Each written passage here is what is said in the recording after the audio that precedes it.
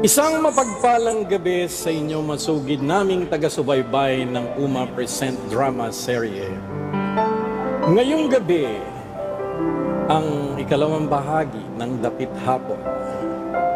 Sa nakaraan, bumalik si Lisa sa Saudi na may bigat sa kalooban.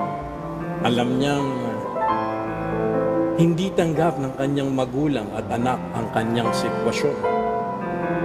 Paulit-ulit sa kanyang isipan ang mga katagang binitawan ng kanyang anak. Umalis ka para sa sarili mo at hindi para sa amin.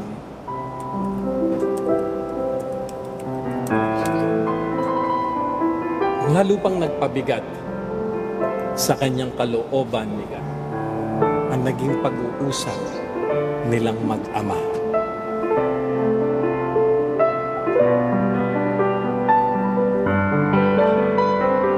Tay, kayo ay inaasahan ko na higit sa lahat na makakaintindi sa akin. Sakripisyong ginagawa ko. Hindi ko hiningi sa iyo ang mga ibang bansa ka. Kaya naman natin pagtulungan ng mga bagay-bagay. Ang masakit sa akin, Lisa, pinagsinungalingan mo kami ng nanay mo. Hindi kita pinalaki para maging isang katulong. Ayaw ko lang naman na mag-isip kayo kung ano-ano ni nanay. Hiyang-hiya na ako. Hiyang-hiya na ako sa inyo. Halos kayo na bumubuhay sa amin. Wala na maghiwalay kami ni Ben. Kung nakinig ka kasi sa akin noon at di ka sumama sa Ben na yan, hindi mo dinanas ang ganyang buhay. Paging noong araw na binabawi ko kayo ni Jose, mas pinili mo ang buhay na yan. Magbabago. Magbabago ka mo ang asawa mo. Ano ang napala mo? Nagbago ba? Tay, tama na! Sana maintindihan niyo ko. Maintindihan niyo yung sitwasyon ko. Ginagawa ko ito para sa mga bata. Sa mga bata? Pinatatawa mo ko, Lisa. Talaga ba? Nadidinig mo ba ang sarili mo? Sa mga bata? Sa mata ng tao at Diyos, Lisa, kasal ka pa rin kay Ben. Pinagtatawanan ako ng mga kamag-anak natin. Duman ka na! Sunduin ko mga bata.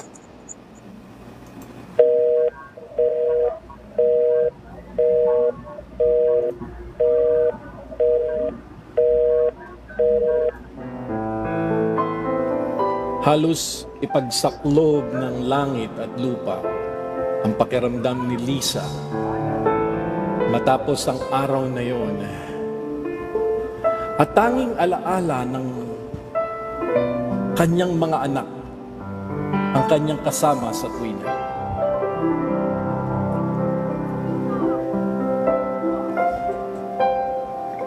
Sa araw-araw, tanging pangarap niya ay ang makasama sila.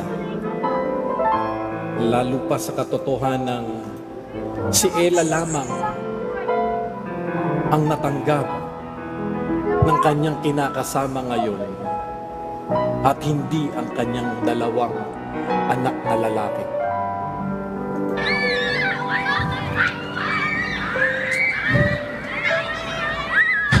Junjun! Ella!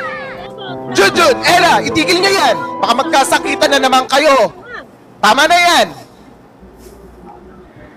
Eto kasi si Junjun eh. Pinapakailaman yung laruan ko, di naman niya alam gamitin. Tanga-tanga! Bobo! Sobra ka naman. Hindi ko naiintindihan. Laruan lang yan eh. Hindi kaya, pang matalino lang yan oh. Ikaw, bobo ka, puro ka summer Sabi... ka. Ay nako, sabing tama na! Tumigil na kayong dalawa! Laruan lang yan eh. Hindi kaya, pang matalino lang yan oh. Ikaw, bobo ka, puro ka summer Sabi... ka. Ay nako, sabing tama na! Tumigil na kayong dalawa! Tatatlo na nga lang tayo! Nag-aaway-away pa tayo ng ganito? Hindi ba tayo pwedeng magkasundo-sundo?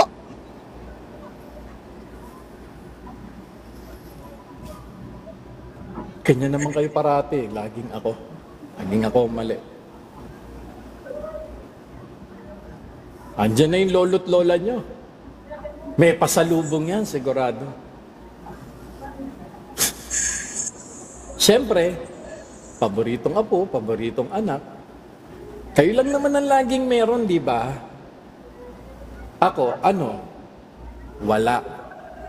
Kung ano lang yung matitira nyo.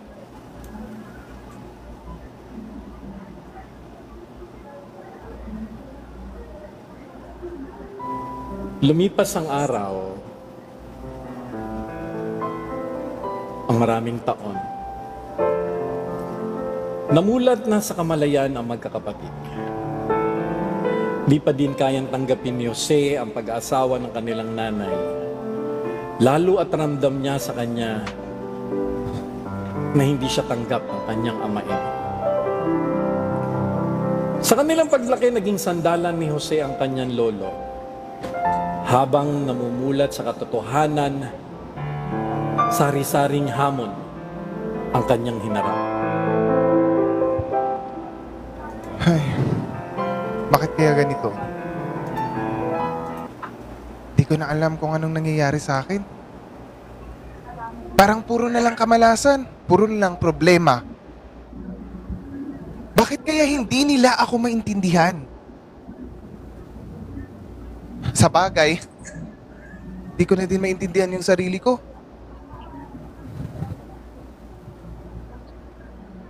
Malayo ang tingin, wala namang tinatanaw. Hoy, Jose! Kamusta ka na? Ano naman tulala ka na naman dyan? Iniisip mo ba na naman na bagsak ka sa quiz? Hello, what's new? Wag mo nang isipin yun. Ganito na lang. Sumama ka sa akin, mag-aral tayo. Para hindi ka na bumabagsak at hindi ka na nangungopya sa akin, no? Pag magkalayo tayo, pag pinaglayo tayo ng mga teachers natin, bagsak ka na. Tara na. Nang hindi ka bumabagsak. Ano? Baka mamaya sabihin nila, girlfriend pa kita. Wag na, uy! Grabe ka naman sa akin. Ano pa feeling mo? Hindi ako shota material. Hello? Teka. Siguro lalaki talagang gusto mo, no? Sino ba kila John, Jay, at Chris? Ang type mong laging kasama. Ikaw talaga, ang dami mong sekreto, ha? Baliw. Baliw ka ba? Ako baliw? Ikaw, bakla ka ba? Ay, nako, bakla. Baliw. Sa susunod na sabihin mo yan, hahalikan na kita. Go!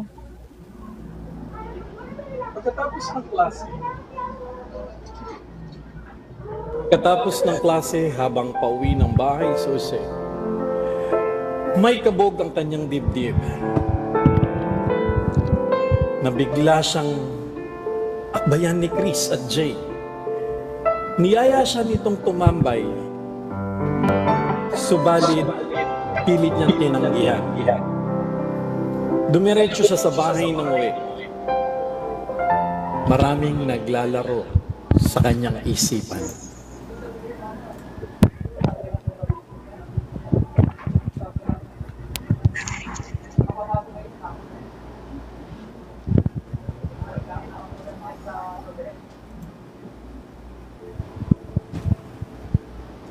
Ay, sarap balikan ng ating kabataan.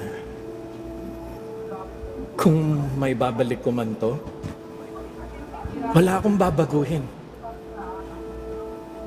Yun pa din ang aking dadaan ng kunlandas. Yun pa din ang aking dadaan ng kunlandas. Dahil kung ano man ako noon, ang siyang dahilan kung sino ako ngayon.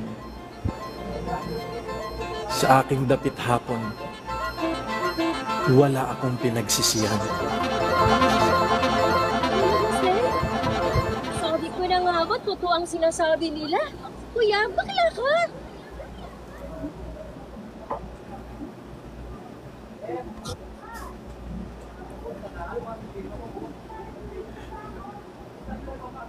Hay nako, makaasta ka dito sa bahay. Akala mo kung sino ka. Kuya, bakla ka naman pala eh. Nakakahiya ka, kuya. Hindi mo na binigyan ng kahiyan sina lolo't lola. Diyan na kayo. Wow, sarap. May kuya ka na, may ate ka pa. Sana malaman to ni Mama para padala ka ng maraming malita.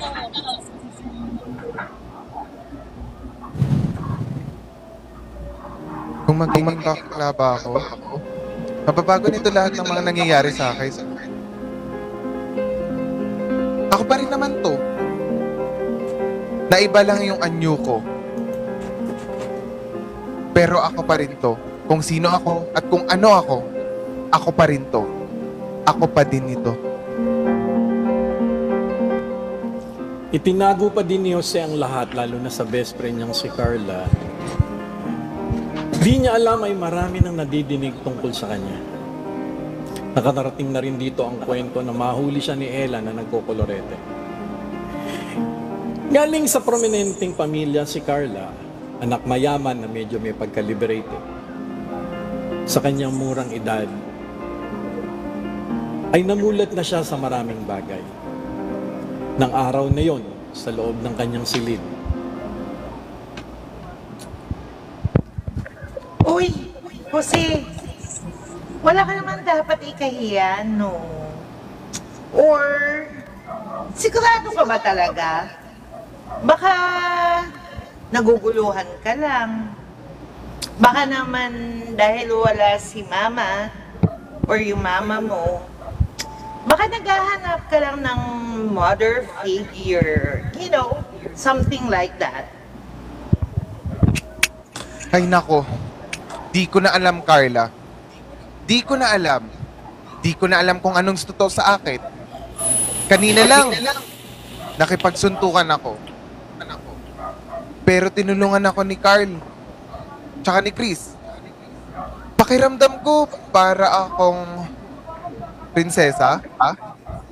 Yung ililigtas ng prinsipe habang may umaaway sa kanya. Ewan ko! Diyos ko, ewan ko! Ewan ko, punyeta! Jose, tignan mo ako. Alam mo naman siguro na matagal-tagal na kitang type. Feeling ko nga hindi lang type. Mahal na nga siguro kita.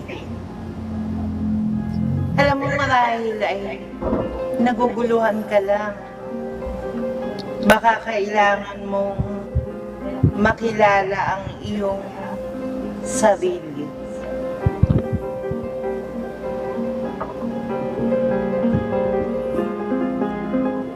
nagubad si Carla sa kanyang harapan.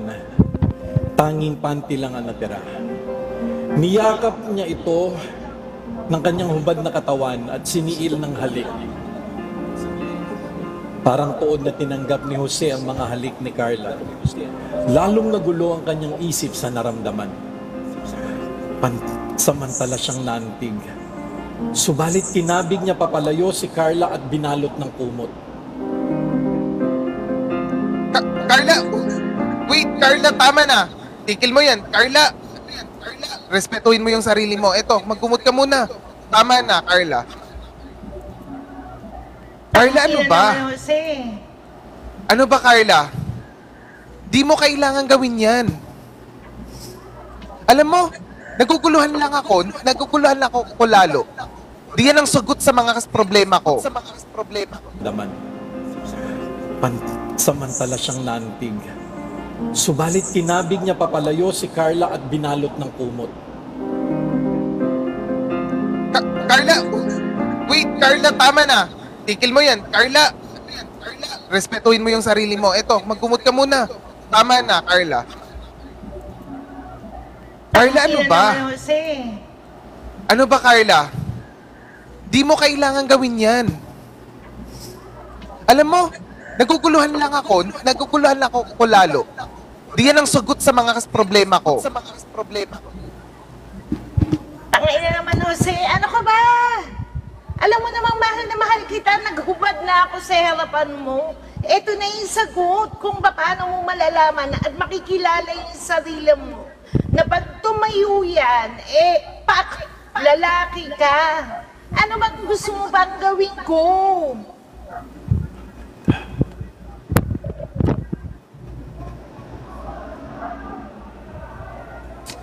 Tangina mo talaga. Bakla ka.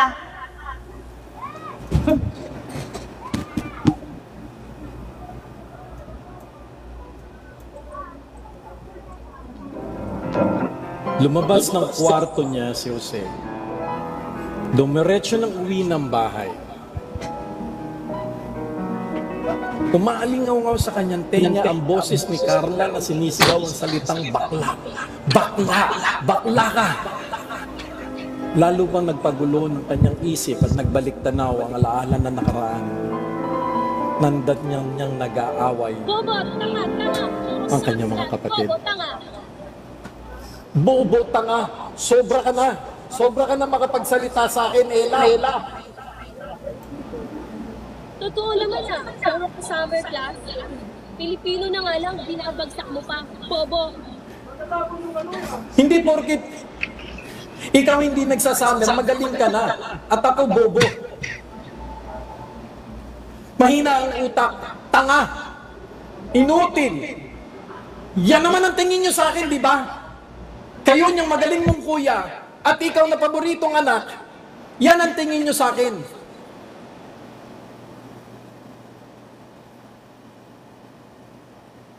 Mahina ang utak.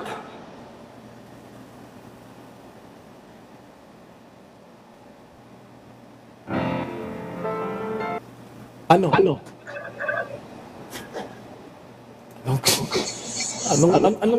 Ano ngayon na masasabi mo sa akin, ha? Tanga, bobo. Yan. Diyan ka magaling. Ikaw na matalino. Kayo na ng kuya mo ang magaling. Ikaw ang paboritong anak, siya ang paboritong apo. Salamat. Buti na lang. At kahit papano si Papa naiintindihan ako. Saglit. Ba naglalakad? Hoy, John, buhatin mo yung bag ko. Hoy, John, ibili mo ako ng soft drinks. Ano ako? Katulong mo? Ha? Minsan hindi mo ako tinawag na kuya. Alam mo kung ganyan din lang, tigil na natin yan. Huwag mo na akong tawagin kuya kahit kailan. Okay. Kailan? Okay, fine, whatever. Kung yun ang gusto mo, edi, John, check! Tama na! Lagi na lang pang ganito. Simula kila Papa at Mama nag-aaway tayong tatlo. Hindi pa tayo magkausundo-sundo? Ano ba naman to?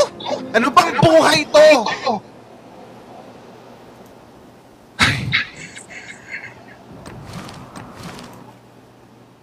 Ano ba naman kayo? Ay hindi na nagkaroon ng pagkakaunawaan ang magkakapatid na Ella at John. Kaunting mali ni John, sinusumbong agad ni Ella to sa kanyang lolo at lola para mapagalitan. Hindi na rin napigil ni John ang magsabi sa kanilang ama.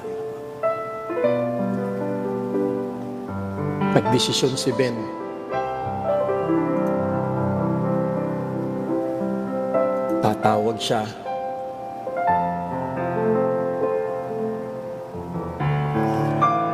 Sa kanyang nanay, subalit nagdalawang isip siya.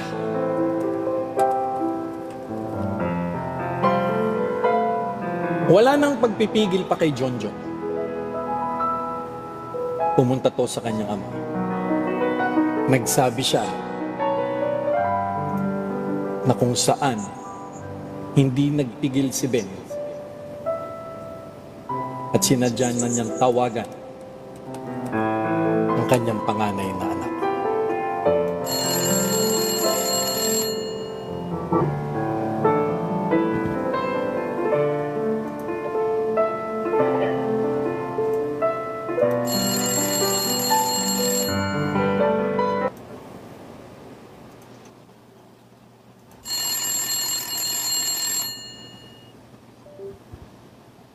Jose, ikaw ba yan? Pa, Ano yung narinig ko na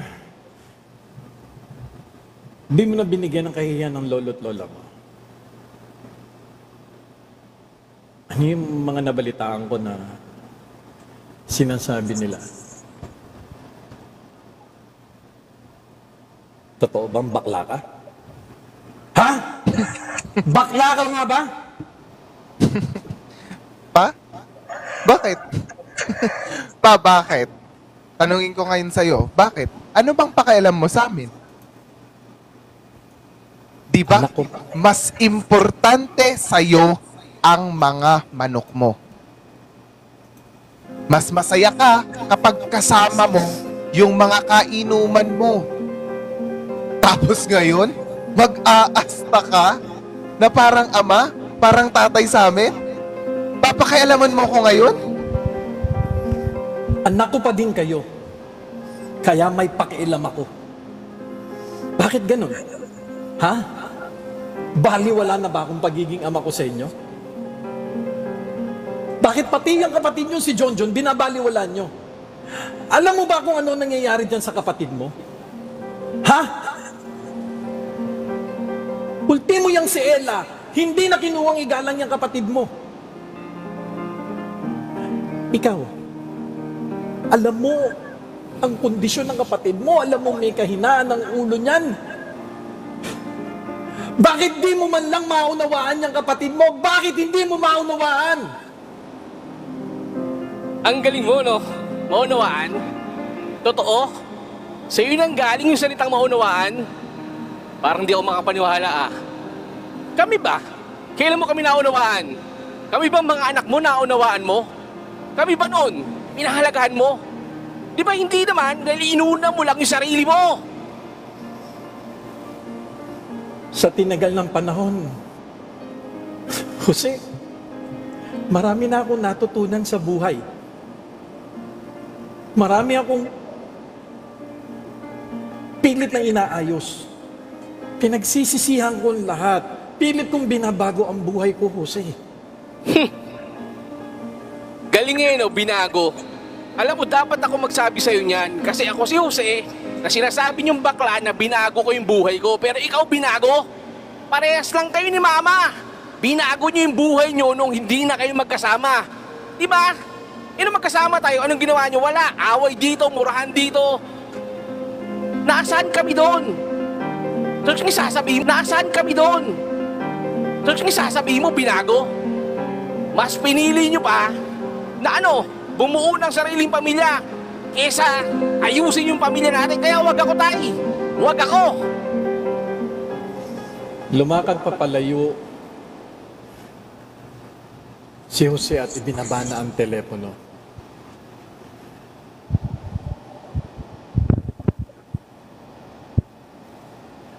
Hindi na niya pa nais marinig ang tinig ng kanyang ama. Umalis ng bahay si Jose ng gabing yun. Tumuloy siya sa kanyang maestra na si Miss Antonio, na kanya naging kasintahan. Sa tuwinang siya'y nandoon, nagiging payapa si Jose, lalo na sa tuwinang sila ay magtatalik nito. Si Miss Antonio ang bumuhay sa kanyang pagkalalaki na naging dahilan para mawala ang kanyang pagdududa sa kanyang sarili. Nang gabing iyon, pagkatapos ng kanilang karaniwang ginagawa, maghahapunan, kakain, pagkatapos ay magtatalik.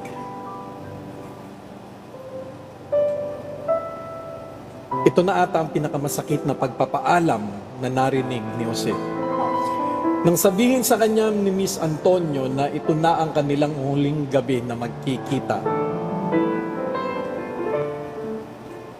sapagkat ito'y pupunta na ng Amerika para magpakasal sa tunay nitong kasintahan. O ano, Jose? Nga ka ngayon. Titira ka lang din pala, magpapatot na ka rin pala, hindi pa sa akin. E di sana hindi ka nasasaktan ng ganyan. Tsaka ano ka ba? Napasok mo yan dyan sa kukote mo? Alam mo ba pala sa'yo ni Miss Antonio? Tangina, nagparaos lang din sa'yo yun. Nanganganti lang yun. Ayan, nakarma ka. Iyan ang sinasabi ko sa'yo. Carla talaga. Akin na yung sigarilyo. Ba't mo sa akin? Sigarilyo ka dyan. Ano ba yan? Tangina, alam mo naman ang laman nito. Maganda yung item nito, pre. Ano? Patay mo. Oh, Pero ano, nang mawala Carla, yung problema mo. tigil-tigil na mo na yung pagpapantasya mo sa akin. Eh, magkaibigan lang tayo, Carla. Noon pa man din, alam mo yan, tigil-tigilan mo na. Pero, niaminin ako sa'yo. Puta nung nagpaalam sa akin. Napakasakit. Hindi ko matanggap na aalis na siya. Hindi mo matanggap. Eh kung ako yung tinikman mo, baka hindi ka naghanap ng iba. Pero, Ben ha, sa totoo lang, tanong ko sa'yo, ano ba yung mas masakit? Yung iniwang ka ni Miss Antonio, na alam mong mangyayari naman. Alam mong may jowa yun. Dolyar at green citizen. Kumpara sa'yo, o yung kagaya ng mga babaeng sinaktan mo, may binuntis ka pa nga, di ba? Eh, ang trabaho mo lang dito sa Pinas eh, mambutas ng babae. Virgin breaker ka nga. Eh, ako naman virgin nun. Ayaw-ayaw ka pa?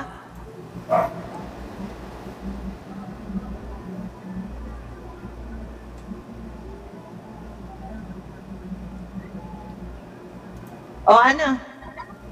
Ano iniisip mo? Ayaw mong tanggapin?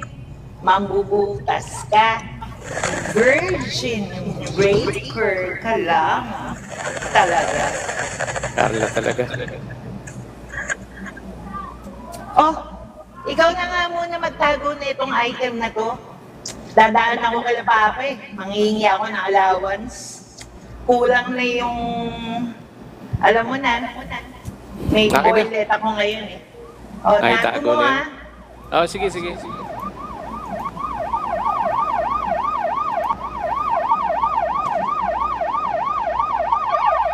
Tumunog ang sirena ng polis. At lahat na nakatambay sa may creekside ng Green Hills ay pinahinto. Natanawan ni Ben ang papalapit sa kanilang na dalawang pulis sa kanilang kinaupuan. Puta parak. Carla, sakay na. Sige na, Carla, sibat tayo, Carla. Ako nang bahala rito. Alis na, Carla, sibat na. Dalay niyo! Hoy! Huwag kayong tatakbo! Jose, Taas ang kamay! dito. Halika na. Carla, sakay sige na. Alis na. Ako nang bahala, Carla. Ako na. Sakay na kasi, punyeta. Ang daming ate. Sakay na. Sa paglapit ng pulis, isinara ni Jose ang pinto ng kotse ni Carla at pinaharurot naman niya ito. Papalayo siya, tumalikod at tinataas ang kamay. Saka ito kinakapan ng pulis.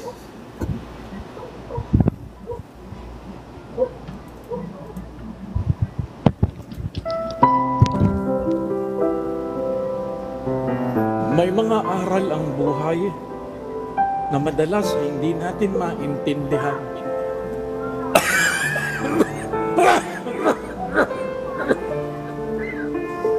Bakit ba handa mong isakripisyo ang sarili para sa isang kaibigan?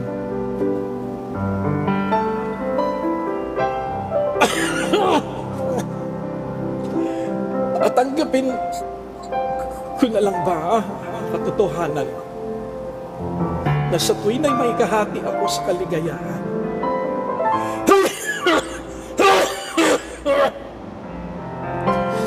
Oo, dapit hapon ng aking buhay. Sadya bang ang lahat ay nakatadahanang maganap? O tayo ang gumagawa ng sarili nating tadhana?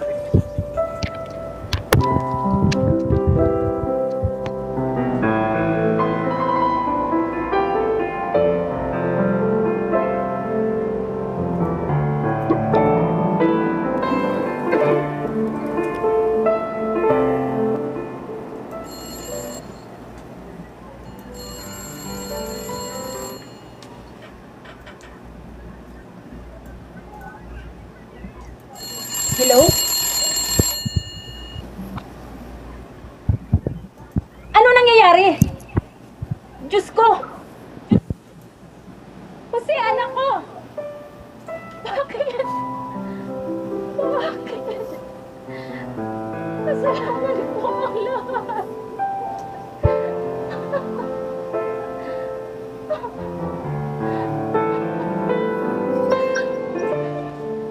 Nagaganap ang lahat ng may dahilan.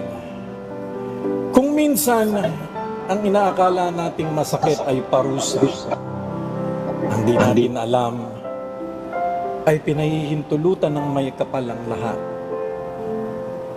para ilagay ang lahat sa tama. Ano ang kahantungan sa pangyayaring ito kay Jose? Saan siya dadalhin ng kapalaran? Hanggang sa susunod na linggo, mga minamahal namin taga-subaybay, magkita-kita tayong muli sa Oma Serye Drama Present, pinamagatang Dapit